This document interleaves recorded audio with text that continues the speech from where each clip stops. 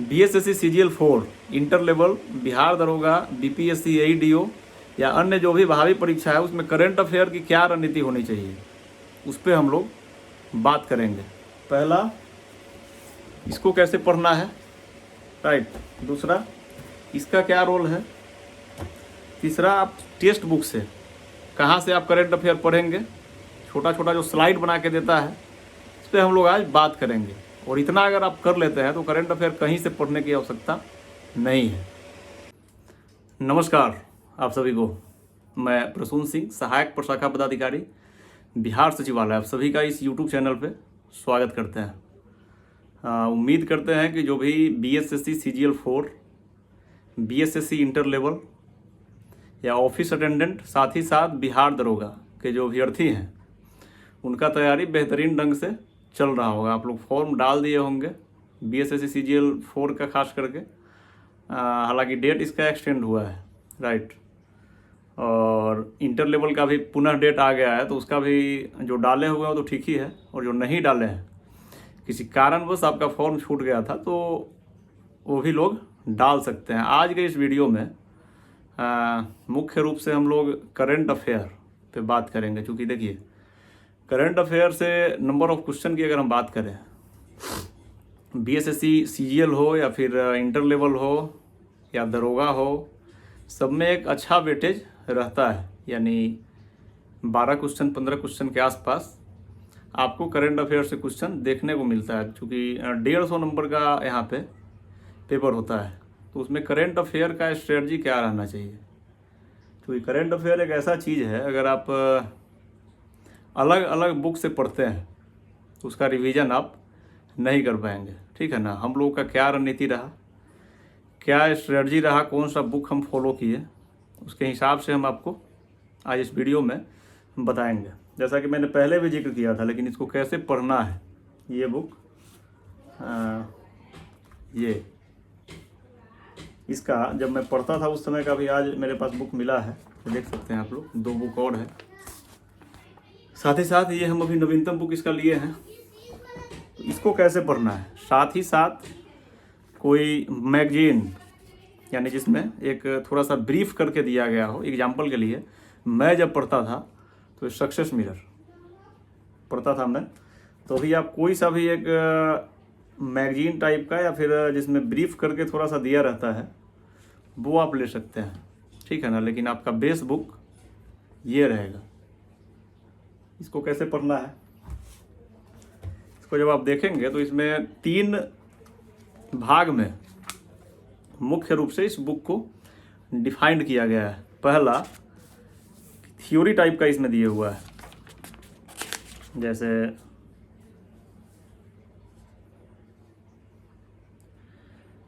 इसका कंटेंट में आप आइएगा यहाँ पे, ये तो इसमें 1 से लेकर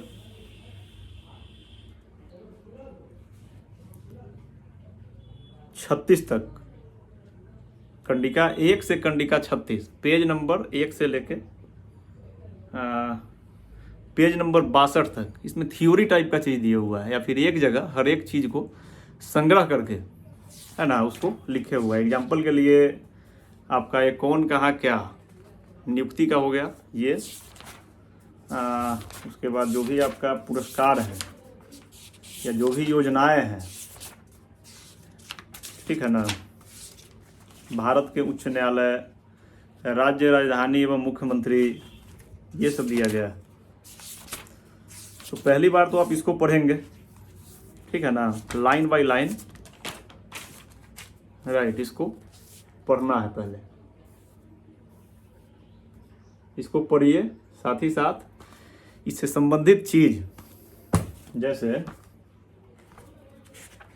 वीडियो थोड़ा सा लंबा हो सकता है, ठीक है ना। तो आप अगर अभ्यर्थी हैं, सीरियस अभ्यर्थी हैं, तो इस वीडियो को आप देखिए, निश्चित रूप से आपको फायदा होगा। ये एग्जाम्पल के लिए देखिए, मैंने पहले का बुक लिया है।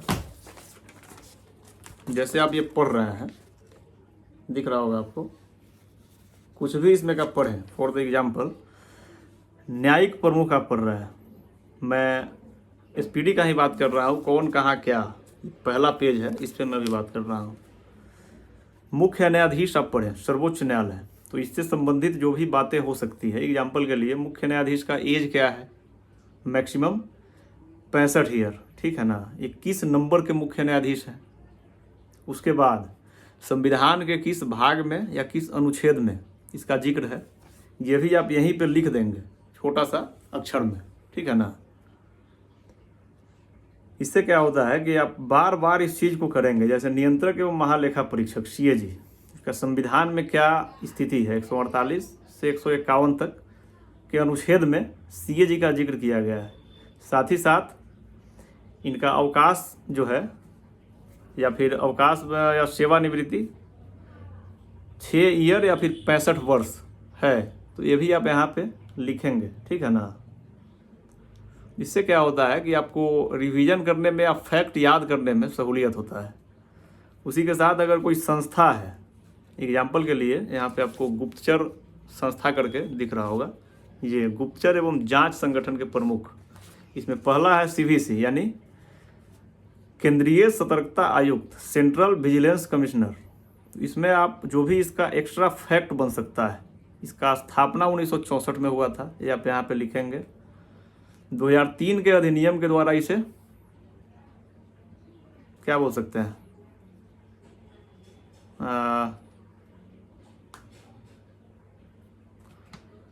कुछ शक्तियां दी गई, ठीक है ना। साथ ही साथ संथा नाम समिति के सिफारिश पे इसका स्थापना हुआ था, यह भी आप यहीं पे लिख देंगे। उसके बाद 3 सदस्यीय कमेटी का केंद्रीय सतर्कता आयोग जो होता है, इसमें 3 सदस्यीय कमेटी रहती है, ये भी आप यहाँ पे लिख देंगे। इससे क्या है कि आप बहुत सारे चीज़ को रिलेट कर पाते हैं। ऐसे ही जो भी चीज़ है, एग्जाम्पल के लिए CRPF, इसका स्थापना कब हुआ था, इसको आप यहाँ पे लिख देंगे 2006 में, राइट। इस पे आप लिखने का प्रयास कीजिए।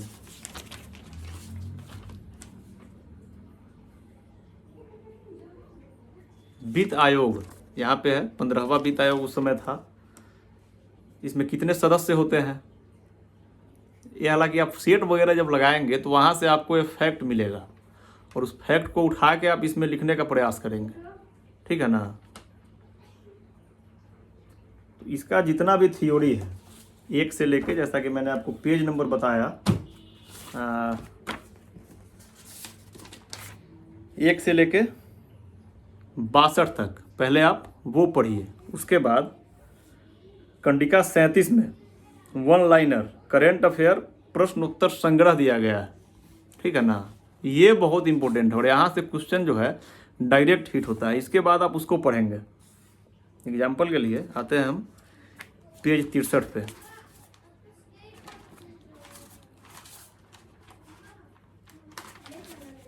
ये देखिए, करेंट अफेयर्स प्रश्न उत्तर संग्रह, जिसमें मंथली दिया गया है यहाँ पे। 1 मिनट,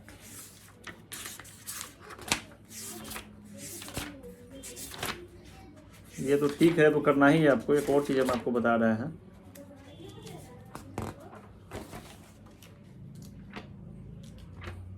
हाँ, मंथली ही दिया गया है।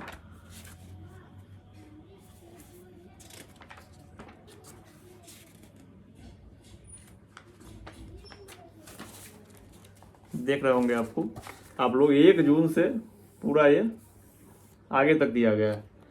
तो इसको एक बार आप कोशिश करेंगे कि लाइन बाय लाइन इसको हम पढ़ें। हालांकि इसका सीरीज हम अपने चैनल पे भी लाने वाले हैं जल्दी। थोड़ा सा कंटेंट पहले इकट्ठा कर लें, है ना। जो भी इससे जुड़ी हुई महत्वपूर्ण बातें अन्य हो सकती हैं, यहाँ से आप मंथली बेसिस पे कोशिश करें। 1 दिन का आप टारगेट लें कि आज 1 जून से 15 जून 2025 तक का हमको पढ़ लेना है, ठीक है ना।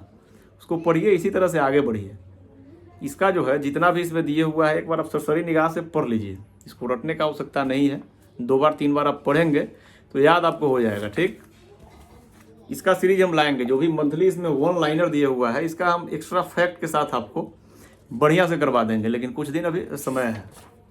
ये करने के बाद आखिरी में आप आ जाएंगे इसका जो ऑब्जेक्टिव दिए हुआ है, वस्तुनिष्ठ करेंट अफेयर। राइट। कोशिश कीजिए कि एक बुक को हम बढ़िया से पढ़ें, क्योंकि एक बुक में सारा फैक्ट दिया रहता है। 10 बुक से आप पढ़ेंगे तो थोड़ा थोड़ा हर एक चीज़ पढ़ेंगे, पूरे चीज़ को आप जो है नहीं पढ़ सकते हैं। लेकिन एक बुक को अगर आप पूरा कर रहे हैं तो हर एक चीज़ जहाँ से भी संभावना हो सकती है उसको आप कवर करके जाएंगे, राइट। तो इसके बाद आप वस्तुनिष्ठ लगाएंगे। वस्तुनिष्ठ एक बार लगाने के बाद दोबारा लगाने की आवश्यकता नहीं है। आपको लगे कि कुछ प्रश्न इम्पोर्टेंट है, उस पर स्टार मार्क आप कर दीजिए, ठीक है। दोबारा आप उसको देख सकते हैं। इसके अलावा और क्या हो सकता है, तो मैंने आपको स्पीडी का बताया, राइट। अगर आप और थोड़ा सा डीप में जाना चाह रहे हैं तो टेक्स्ट बुक में जो है वो एक छोटा छोटा नोट करके आता है पर डे का। 1 मिनट हम बता रहे हैं आपको।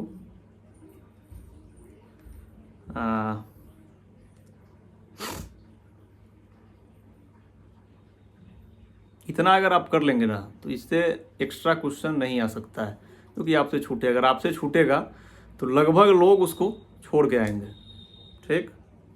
देखिए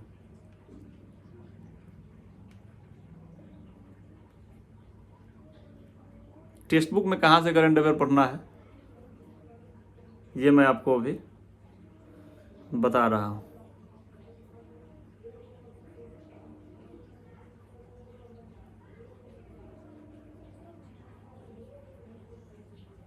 देखिए ये माई एग्जाम है, यहाँ पे कॉर्नर पे जब आप जाएंगे इसको आप क्लिक करेंगे तो यहाँ पे डेली करंट अफेयर करके दिए हुआ है।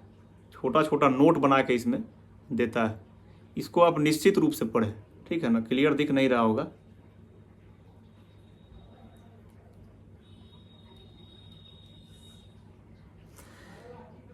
यहाँ पे क्या है कि एक सप्ताह का तो इम्पोर्टेंट देता ही है, राइट। उसके बाद इसमें जो है इसका वीकली भी एक कंडिका बार बना के दे देता है, क्योंकि बहुत सहूलियत होगा आपको यहाँ से पढ़ने में, है ना। मैगजीन के जगह पे आप इसको भी यूज कर सकते हैं। साथ ही साथ जो भी चीज़ें इंपॉर्टेंट है, एग्जांपल के लिए देखिए लीपू लेख दर्रा यहाँ पे दिया गया, क्या क्या इससे बन सकता है ये सारा जिक्र कर दिया। क्योंकि करेंट अफेयर में आपको ज्योग्राफी वगैरह से भी जो क्वेश्चन आ रहे हैं, ज्योग्राफी हो गया फिर पॉलिटी हो गया, उससे अगर कुछ क्वेश्चन है तो क्या उसका पॉइंट बन सकता है उसका भी जिक्र इसमें करता है, राइट। बहुत बढ़िया चीज़ है। इसको आप निश्चित रूप से टेक्स्ट बुक का जो छोटा छोटा करेंट अफेयर बना के देता है उसको पढ़ें। और साथ ही साथ उसमें अगर आपको कुछ बढ़िया लग रहा है तो यहाँ पे सेव का ऑप्शन देता है, तो आप सेव कर लें, राइट। सेव करने से क्या होगा कि इम्पोर्टेंट चीज़ आप एक जगह संग्रह कर पाएंगे। और एग्ज़ाम से 1 मंथ पहले सारा चीज़ छोड़ के आप जो भी कंटेंट इकट्ठा किए हैं उसके रिवीजन में लग जाइए, ठीक है ना। क्योंकि आगे बढ़ने से ज़्यादा अधिक होता है रिवीजन, राइट। इसके बाद टेक्स्ट बुक पे करेंट अफेयर का जिस भी एग्ज़ाम का आप तैयारी कर रहे हैं उसमें करेंट अफेयर का एक अलग कॉलम बना के देता है। उसको आप ओपन करेंगे, उसमें मंथली जनवरी का, फरवरी का, मार्च का 3-4 टेस्ट में उसको कवर करता है। उसको आप लगाइए, वहाँ से भी इम्पोर्टेंट क्वेश्चन को आप फिल्टर कर लीजिए। इसमें ज़्यादा समय नहीं लगता है। आपका ये रणनीति रहना चाहिए कि मॉर्निंग में उठने के साथ ही टेक्स्ट बुक का एक बार करेंट अफेयर का 1 दिन का जो भी है 10-12 स्लाइड होता है छोटा छोटा, वो 15 मिनट में आप उसको पढ़ लेंगे, ठीक। इसी तरह से 5 दिन पढ़ेंगे। छठा दिन जब एक जगह इसका संग्रह करके देता है उसको आप वहाँ से देखेंगे, राइट। 1 महीना आप इस चीज़ को फॉलो करके देखिए, आपको कहीं से भी पढ़ने की आवश्यकता। वीडियो आप देखते हैं तो रिवीजन करने का उसमें समय नहीं मिलता है। और करेंट अफेयर के वीडियो को अगर आप देख के लिख रहे हैं तो हमें लगता है कि अगर 1 घंटा का वो वीडियो है तो 2.5 घंटा आपका वो समय निश्चित ले लेगा। और आप यूपीएससी का या फिर बीपीएससी का तैयारी नहीं कर रहे हैं कि उतना मेंस में आपको पढ़ने की आवश्यकता है, उतना डीप में आपको पढ़ने की आवश्यकता है, ठीक है ना। इतना मैंने बताया है सफिशियंट है और बहुत कम समय में आप इसको पूरा कर सकते हैं। इससे पढ़ने का सबसे बड़ा फ़ायदा ये होता है ना कि आपके दिमाग में एक फिगर सेट हो जाता है कि हम यहाँ से इस चीज़ को पढ़े हुए हैं, या दोबारा जब आप पढ़िएगा तो रिवीजन करने में बहुत ज़्यादा सहूलियत होता है। तो इसको आप निश्चित पढ़ें। इसके साथ अगर आप मैगजीन को ही पढ़ सकते हैं तो मैगजीन पढ़िए, नहीं तो उसके जगह पे टेक्स्ट बुक का आप पढ़िए, राइट।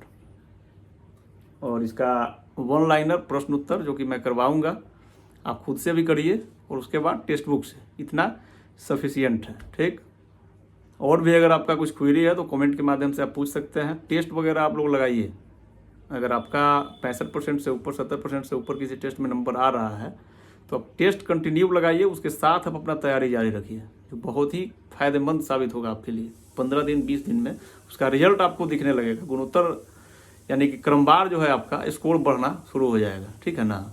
और भी अगर आपका कुछ क्वेरी है तो कमेंट के माध्यम से आप जुड़ सकते हैं। साथ ही साथ डिस्क्रिप्शन में टेलीग्राम ग्रुप का लिंक दिया गया है, वहाँ पे आप जुड़ के अपना क्वेरी पूछ सकते हैं। मिलते हैं फिर नेक्स्ट वीडियो में, तब तक के लिए बेस्ट ऑफ लक, धन्यवाद।